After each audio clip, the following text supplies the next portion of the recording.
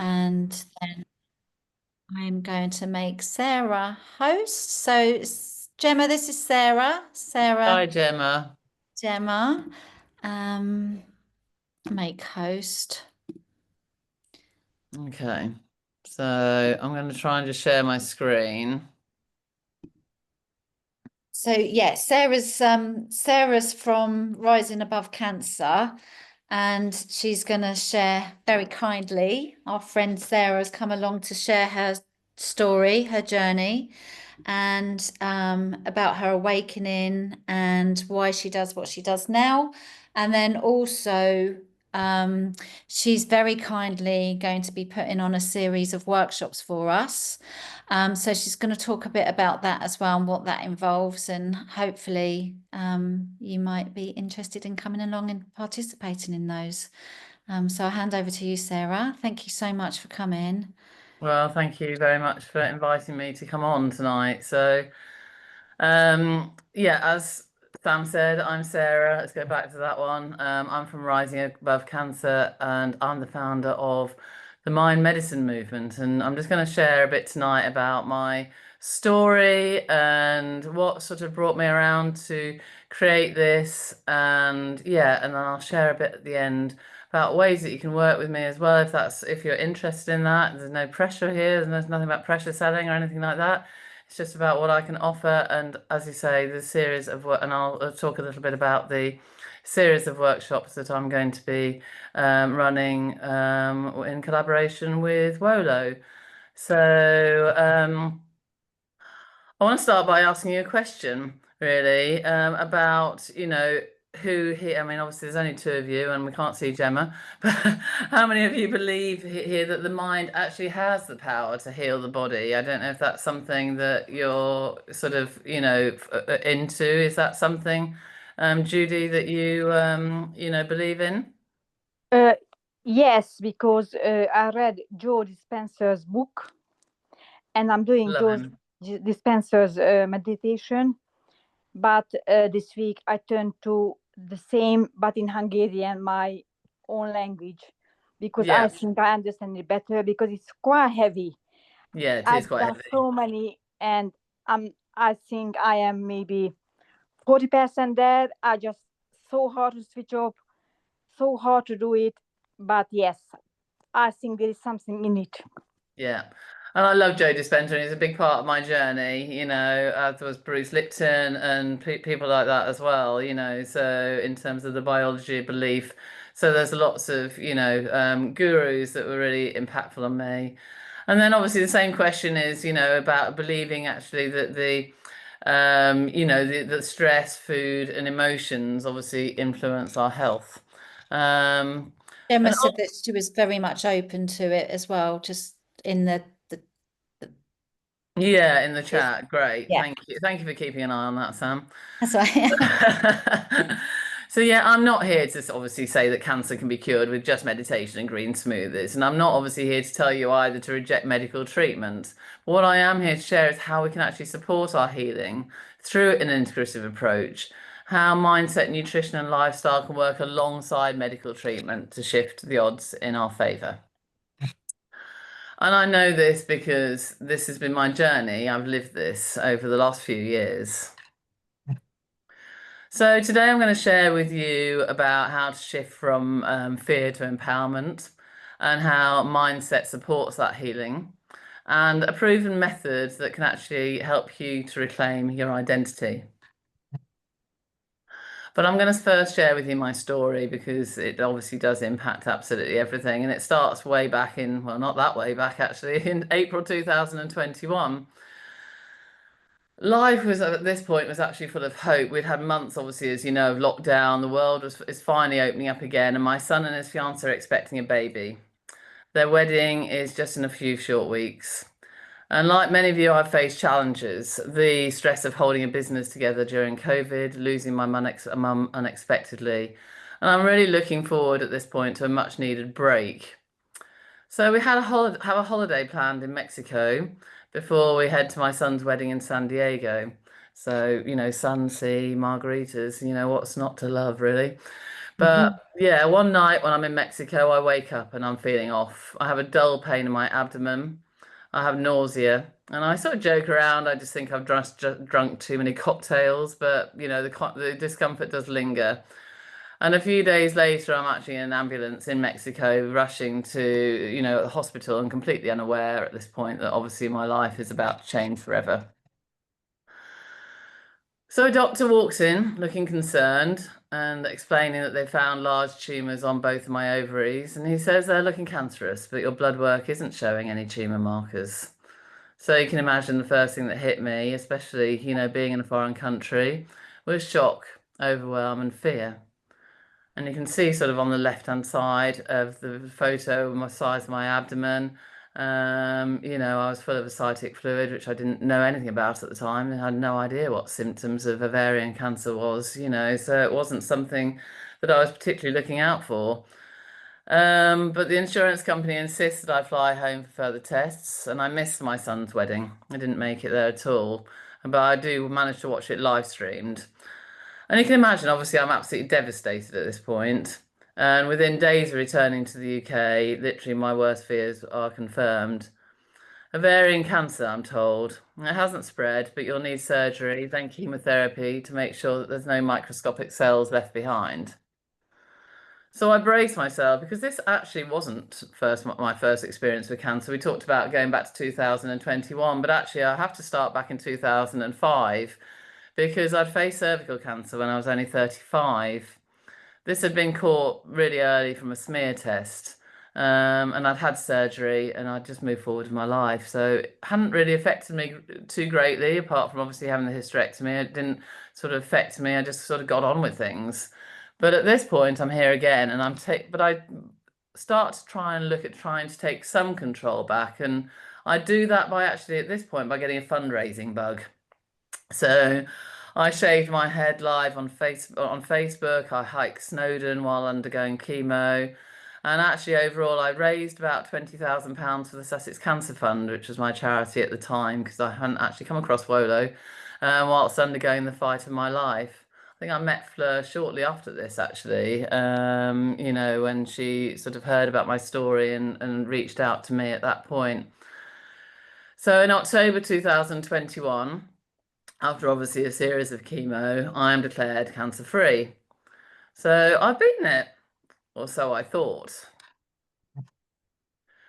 So, but obviously there was other things that came in because during my treatment, I was also tested for the BRCA1 gene mutation, which you might know is the same genetic mutation that Angelina Jolie made famous. And the results were that I was positive. So suddenly cancer isn't just my journey, it's my whole family's. My sister, who's the one on the left in the middle, had died from breast cancer at 42.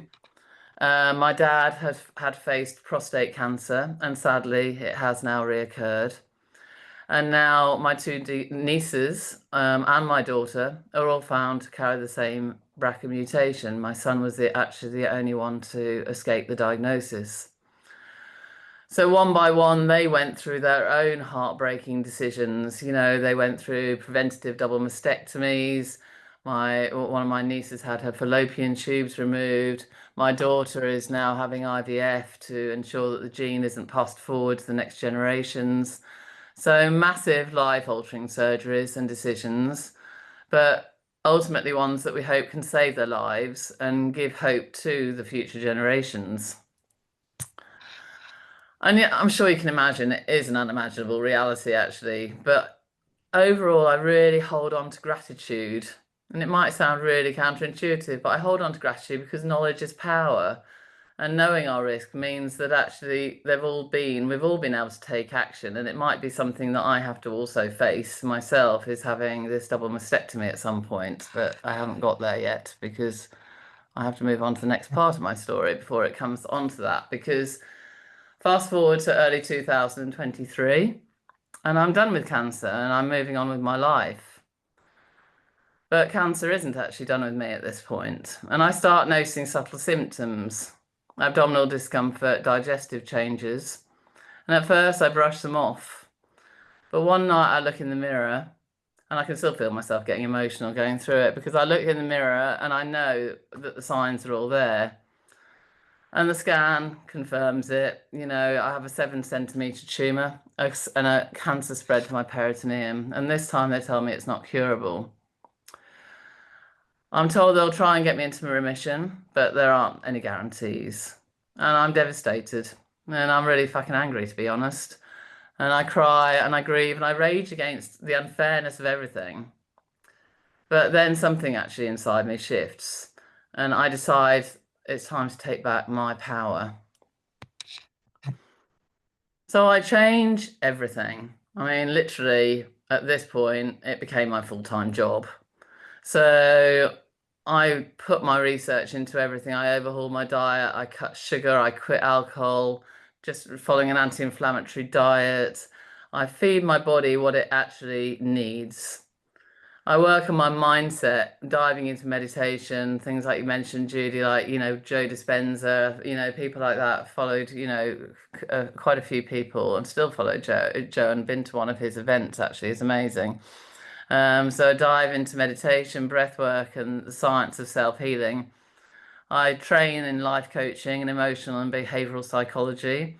And I also became trained to become a meditation and breathwork facilitator through, you know, because I was just so keen to give back for this incredible skill that had actually given something so much to me. So, and I reclaimed joy. I spent so much time in nature. I started hugging trees. I mean, I was never a tree hugger, but you know, I've hugged trees, and I just found real gratitude in the smallest of moments. You know, it's just looking at little things. You know, it doesn't have to be big things all the time. It's just little things that can just help to give you some focus in that moment when, you know, obviously everything else feels a bit crap. And I sold my business. I mean, this was the biggest for me because I had to reduce stress and letting go of something that actually wasn't serving me mentally anymore. Stress, I think, was my biggest thing. And I think I'd lived in fight and flight for so long that it just became part of my makeup. I didn't even really know any different. I didn't even really recognize that I was in it, but I was. And you know, I just found that by working on my mindset and recognizing that there was just so much I had to let go of, and one of those was my business. And you know, and I'd worked on that since I was 19, so it was a massive thing, but just something that I felt was the right thing for me to do at that point. But one of the key things here with all of it was actually about slowing down. It was actually about becoming really present and actually starting to live in the moment, and not creating these negative stories about what actually might or might not happen in the future, because all I knew was now. There wasn't anything else. I was being told this and I've been told that, but I chose that I could have the power, and it wasn't all with the medics.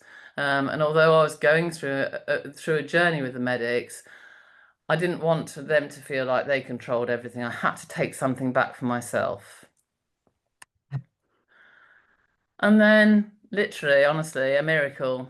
After 4 rounds of chemo, the tumour in the pelvis had shrunk from 7 centimetres to 3 centimetres.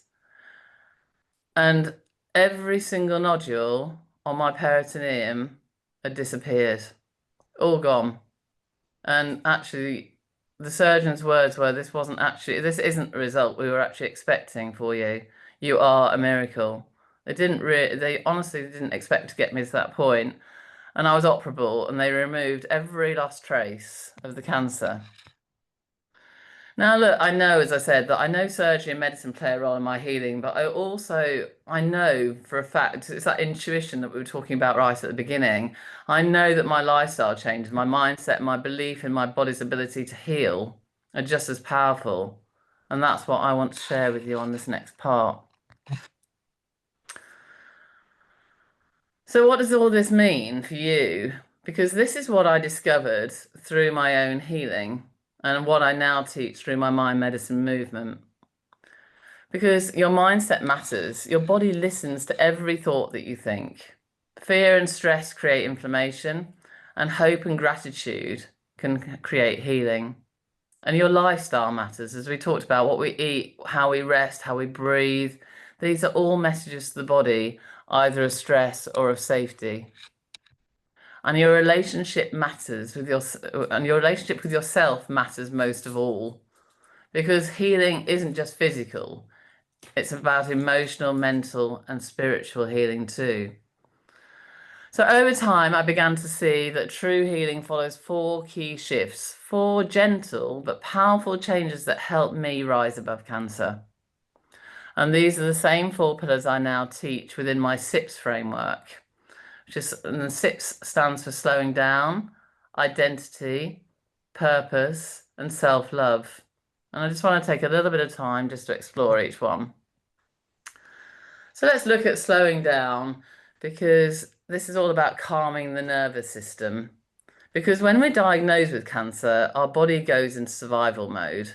The fight or flight response kicks in. I mean, obviously, you know what it's like when you hear those words, you got cancer, it's pretty shit, you know, and you just literally everything just goes into this fight flight response, and you've got heart racing, thoughts spinning, adrenaline surging. I mean, I was having panic attacks all over the place, especially by the time the second time. I only had to wave a needle at me, and I suddenly start to feel like I was going to pass out on the floor, you know, and I just start crying the minute I walked into a unit. It was just, you know, I was incredibly stressed. But healing actually happens in the opposite state, because it happens when the body feels safe. So that's why the first step is to actually slow down, to calm the nervous system so the body can rest, repair, and regenerate. So for me, in that sort of state that I was telling you about, this meant learning to breathe again. I started off with like simple conscious breathing, in for 4 and out for 4. But obviously I incorporated many other powerful techniques as well. But the simple coherent breathing for me actually is one of the most powerful. You know, that gentle rhythm just helps you to, you know, it helps tell the body that you're safe. And obviously I began meditating daily, not for hours, but just moments of stillness. I'd sit and close my eyes, I'd listen to my breath, I'd visualize healing. Sometimes I do them by myself. Sometimes I, you know, follow a deeper Joe Dispenza one, and you know, I had other people that I would listen to, and just learn how to get into that sort of meditative state. And in the stillness, I could feel my body soften, my mind quieten, and my heart just starting to open.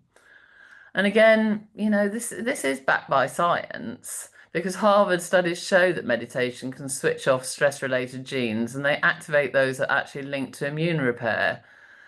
Because when we slow the mind, the body receives the messages that it's safe to heal. So slowing down isn't a weakness. We all think so often, you know, we wear this badge of honor about being busy all the time, you know, but actually it's wisdom. It's a really important part of the message is to actually slow down, because it's a space where healing can actually begin.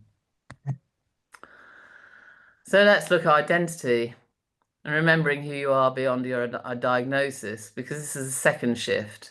And a diagnosis can literally strip this away from us, because when we're diagnosed with cancer, it feels like everything we once were, you know, all those roles, the dreams, and the plans, they just suddenly dissolve in one new identity, don't they? I mean, we go from being us, you know, the friend, the partner, the parent, the professional, whatever, you know, to becoming the patient.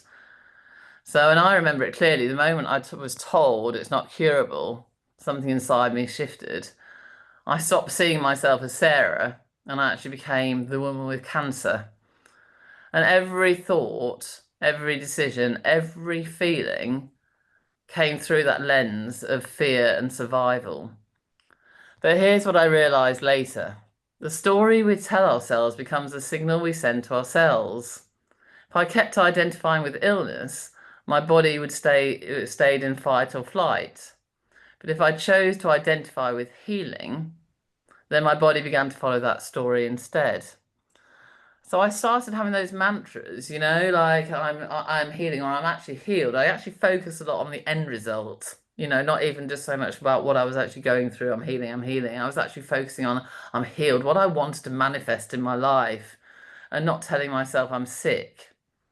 I started looking at my body as a partner and not as an enemy. Really sort of started to tune in to all the little small shifts that it was telling me. And every time I did that, I found that I got more calm and more energy, and actually more hope. And again, going back to some science behind this, it's not about wishful thinking, because if you think about it, it's about biology. Could be, so I want to look at the placebo effect here because this is a really classic one. Because the placebo effect shows us that the belief itself can trigger real physiological change. I mean, there's been countless studies, people who believed that they were receiving healing, even when they were given a sugar pill, experienced genuine improvements in pain, blood pressure, and immune response. And some even healed faster than those who were receiving the actual treatment. And here's the main fascinating part about this. The participants knew that their bodies were healing and that their bodies actually responded accordingly. Their identity shifted from I'm unwell to I'm getting better. So hope and belief don't mean we ignore reality. They mean that we invite in possibility because the body follows the mind. So I just want to ask you, who are you identifying with right now? Are you identifying with the person battling an illness or as a person reclaiming their health? One gentle breath, one empowered choice at a time. Because the truth is, you're not your diagnosis. You are the person healing beneath it. And when you remember that, when you truly become that person, your entire biology begins to align with your healing. So then the third part is purpose, finding meaning beyond the pain. Because when everything falls apart, we actually do need something to hold on to. It actually gives healing direction and it reminds the body what it's fighting for. So after my second reoccurrence, I remember sitting in my garden one morning and I was really feeling angry and lost and pretty terrified. And there's a question dropped into my heart. What if this isn't happening to me? And what if it's happening for me? And that actually question changed everything. It didn't take away the fear, but it actually gave the fear some meaning. Purpose doesn't have to be big or public. It might even just be things like wanting to watch your children grow up. That's pretty big, really. But, you know, or just to walk on the beach again, to create something beautiful, or to live each day more fully. But whatever it is, and whatever it is for you, it gives the body a reason to keep going. And again, research even shows that people with a sense of purpose actually live longer, they recover faster, and actually have stronger immune systems. So I want you to ask yourself, what gives you that spark of meaning? What are you healing for? Because purpose doesn't just lift your spirit, it changes your whole biology. And then finally, we look at self-love, which is about ending the war within.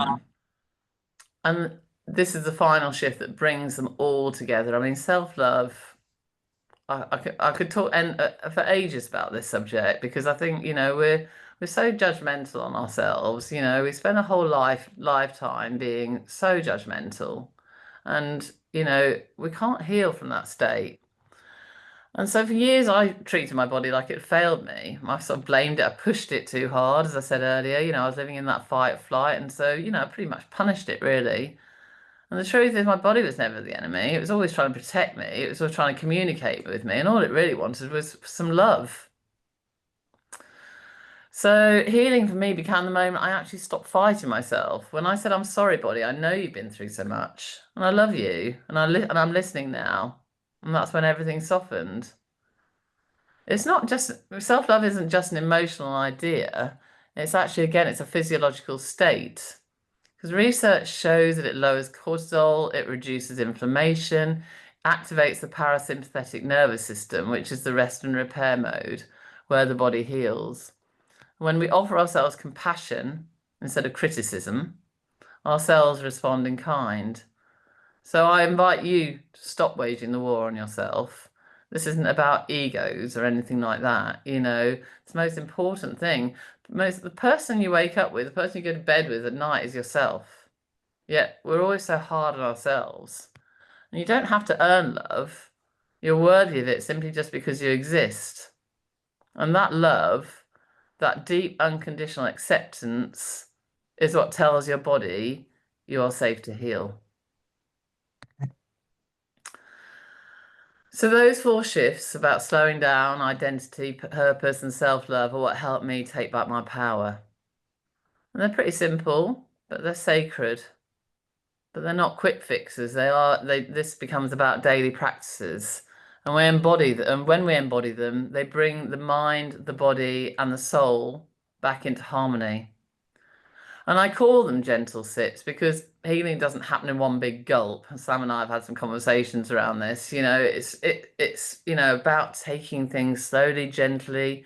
Begins with gentle, consistent sips of awareness, of calm, and of love. And that's what became the foundation of my work today, the mind and medicine movement. Because this is how I now help others rise above fear, rebuild trust with their bodies, and rediscover who they are beyond the cancer. And it's all built around that SIPS framework. Because when we heal the mind, we heal the body. And when we love the body, the mind follows. And that is how we rise.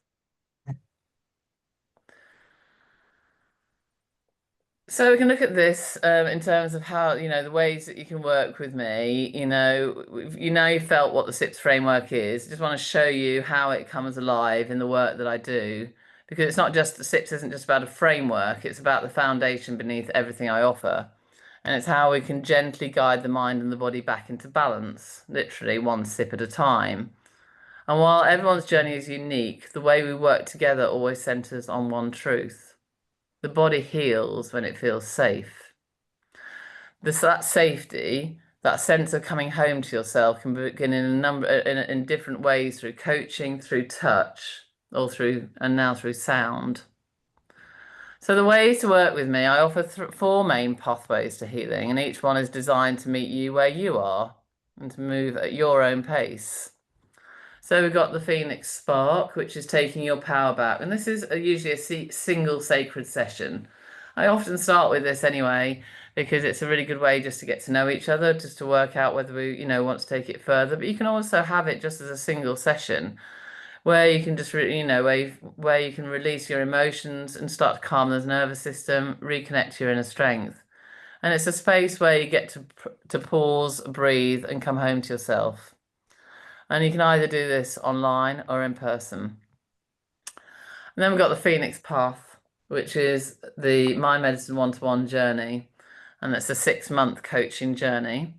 It's a deep transformational process that combines coaching, meditation, and trauma release, because I am a trauma-informed coach as well, to support healing of the mind, body, and the soul. And again, working with that SIPS framework, we build emotional resilience, self-trust, and renewed purpose. And you can join from anywhere in the world for the online program, or you can also welcome to attend in person. And I'm based in Hove, but I can also offer it. I can even come to you. There's ways to be flexible around some of this stuff. And then we've got the Phoenix Rising, which is the ultimate experience and the one I love the most. And my clients love this because it's a 6-month in-personal journey. And this is for those who are ready to go deeper, because it blends coaching, touch therapy, meditation, and lots of between session support. Although the Phoenix Path also has lots of in between session support. I think it's really important to clarify the difference here sometimes between coaching and normal therapy, because this is about taking you forward. And teaching you, and also giving you that lots of support in between. I'm available on WhatsApp almost 24/7, and I'm there when you need that hand holding. It could be at an appointment or whatever it is. I'm there for you, not just tied into your sessions. But this last one, the Phoenix Rising, is a full sensory healing experience, where your mind, body, and nervous system can finally rest and restore. And each of these is supported by the SIPS framework. And there we can expand into the sensory layers of healing, which is touch therapy and sound therapy, which is a deep sensory experience and can be offered also as a standalone treatment. I've been a massage therapist for 37 years. That was part of my previous business. So I've really taken my skills and honed it all and put it into something very beautiful, to help people have what I describe as a nervous system reset. That is basically what it is. It's just helping you to come home to yourself and have that nervous system reset. So I just want to look at the healing power of touch as well, because this is such a safe, nurturing connection. And it's one of the most powerful ways to embody that self-love and the safety and the nervous system regulation. It's, it's not just skin deep, it's about communication, and it tells the nervous system you're safe, you're seen, you can rest. And, as it mentions on the slides, it reduces cortisol, it raises oxytocin, and it activates your parasympathetic healing. So my touch therapy sessions use there's sort of really gentle rhythmic movements that calm the body and quiet the mind. And I also incorporate the power of essential oils and breath work into those treatments as well. So it's a really beautiful sensory experience. And I say it actually lowers stress hormones, it boosts the immune response and brings the system back into the balance. One of my clients actually said to me the other day, she said, I just felt like my whole body exhaled. That's, how she described it. And other clients describe it as coming home to themselves, because that's actually what it is, because touch helps us to remember who we are beneath the fear that we're facing. And then the healing power of sound. So I've just been training in this, and it's just bringing another layer into my work, because sound isn't something we just hear, it's something we feel. And there's so many studies now about looking at the sound frequencies that have such a healing effect through, it's very difficult to claim all these things, because obviously we don't have, it's not always got all the medical trials to go with it, but there is stuff coming in, and sound is going to hospitals and things like that, and in some of the units, because frequencies have been shown to work on the body, because obviously it works with the water within our own bodies, and every cell in the body, when every cell in the body vibrates, and the stress and illness disrupts that harmony, sound can actually bring it back. So what I offer now is vibroacoustic sound massage, which is actually the use of singing bowls on the body. We actually put them on the body, and we can use other percussion sounds around the body as well, which create these gentle frequencies that move through the body and create a sense of calm and resonance. And it's all about regulating the nervous system, easing the tension, and supporting emotional release, because that's what sound does. It bypasses that thinking mind and reminds the body what peace feels like. It's just beautiful. So by combining all these things into a sensory, I say, multi-layered experience that actually incorporates all the senses, it's just incredible. So whether it's through coaching, touch, or sound, everything I do is guided through this mind medicine method and the SIPS framework. Because when we slow the nervous system down, we reconnect to identity and self-trust. We reignite purpose and hope, and we restore self-love and compassion. And together these create a state where healing can unfold naturally. Because when the mind and body are in harmony, the soul remembers how to rise. So everything I shared with you today, every part of my story comes back to one truth. We may not choose the challenges that come our way, but we do choose how we meet them.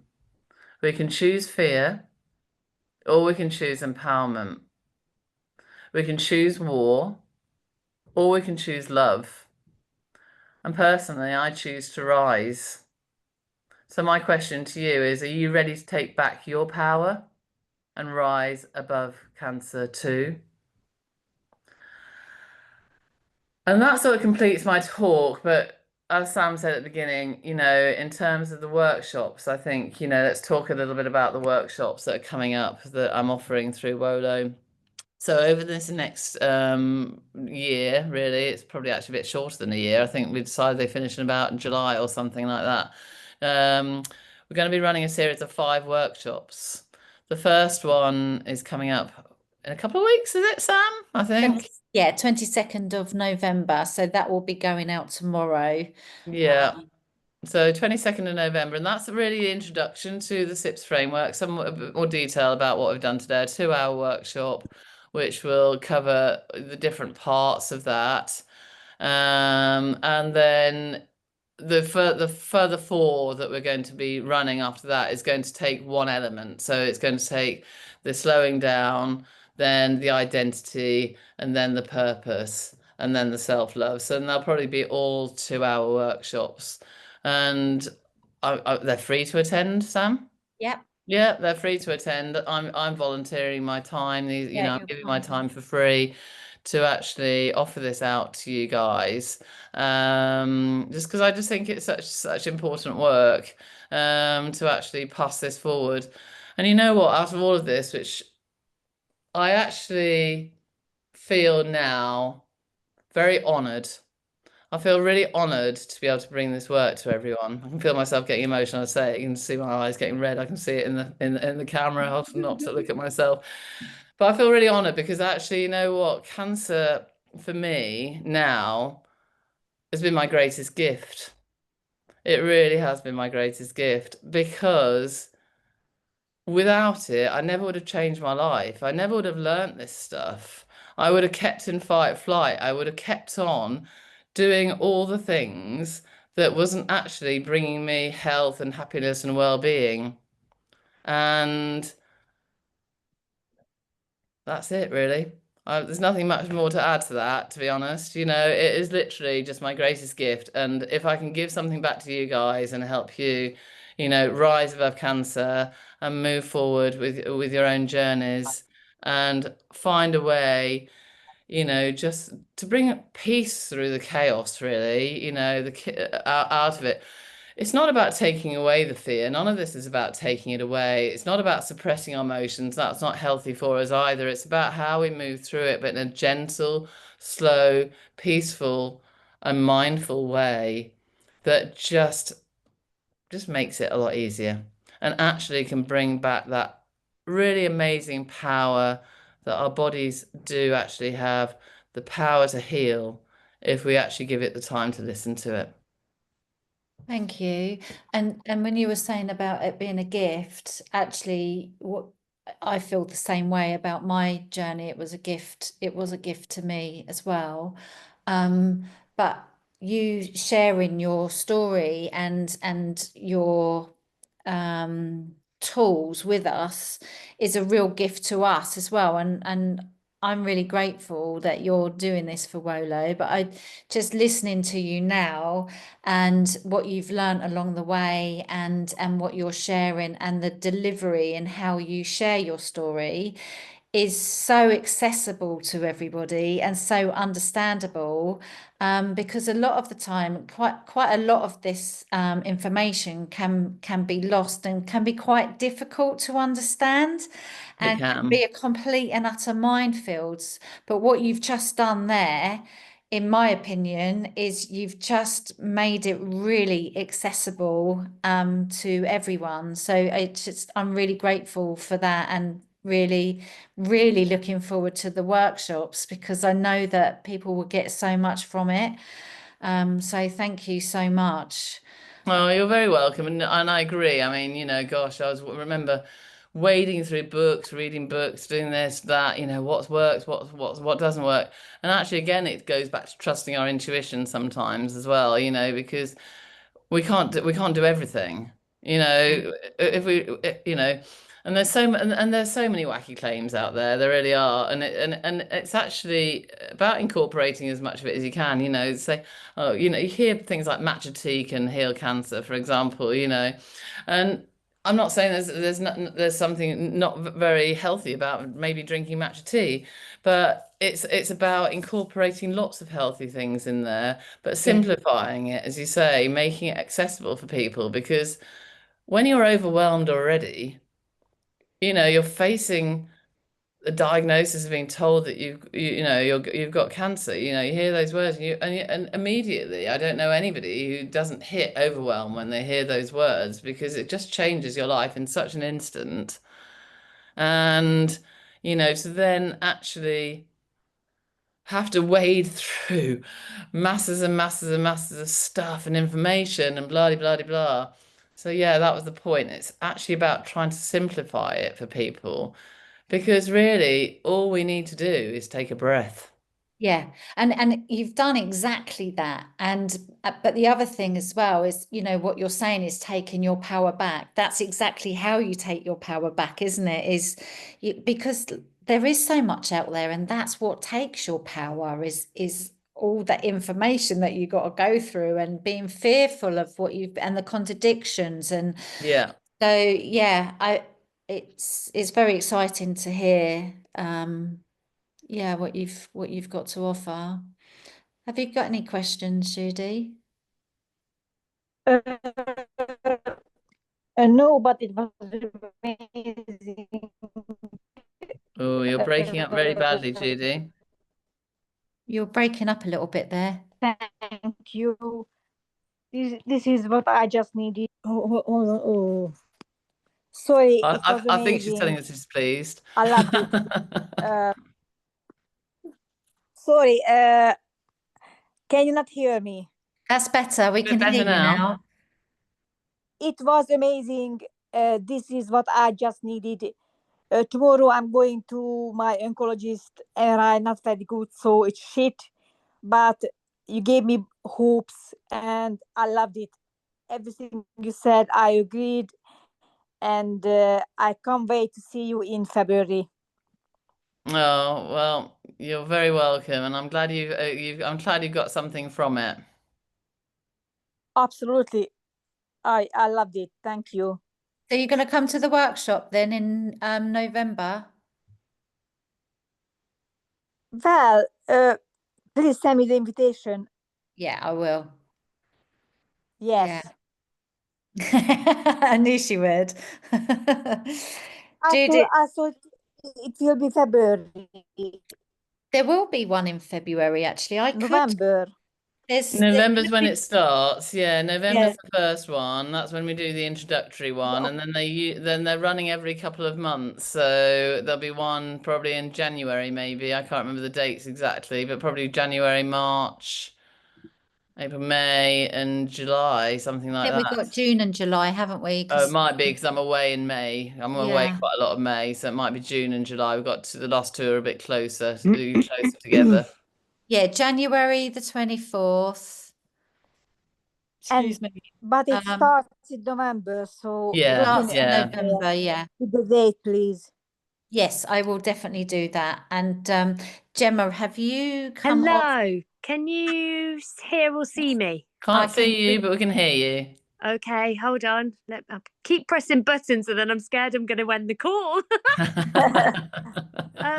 Can I just say, I'm sorry I couldn't make the appearance right at the beginning, but I was listening. That's all right. And I can just say that it just sounds wonderful. It's something I've been exploring sort of as well, but that you hit the nail on the head. When you start exploring, there's just so much out there. It almost stopped me from exploring because I just got so overwhelmed with all the different avenues I could take. I just didn't know which one was right, and it just became very confusing. And it's so much to look at. You don't know if that, oh, should I do that bit though? Oh no, but then I could do this bit, that you end up not doing anything. So direction is just so helpful. But yeah, Oh, so I can see you. brilliant. Hello everybody. Your Hello, eyes, Gemma. anyway. Hi, yes. So I cannot thank you enough, not just for the talk, but also offering your help is just invaluable. And it's something perhaps I know myself I might not have ventured into because it is where to begin. But to have it offered is just makes you go, I'm going to take a risk. Actually, I'm going to go for it. So thank you. That is invaluable to us, definitely. Oh, you're very Good. welcome. You're very It's nice to welcome. meet you as well. And you Yes. as well. Thank you. Thanks so much. It's been so good. Yes. And like I say, we will allow other people to view the recording because it is really valuable, and I think a lot of people will get a lot from it, even if they can't come along to the workshops. I feel like what you've delivered in that hour is like really powerful. So yeah, taking your power back. Yeah, yeah. Well, I hope so. And like I say, I've tried to keep it simple, keep it across, those few key, that SIPS framework. I just think is it just that just Sam and I've had some conversations. That just came to me one day. It was almost that thing of like, I say, it's all about just taking little sips, slowing it down, just being more mindful with everything that we do, and that's the key. That is And the key.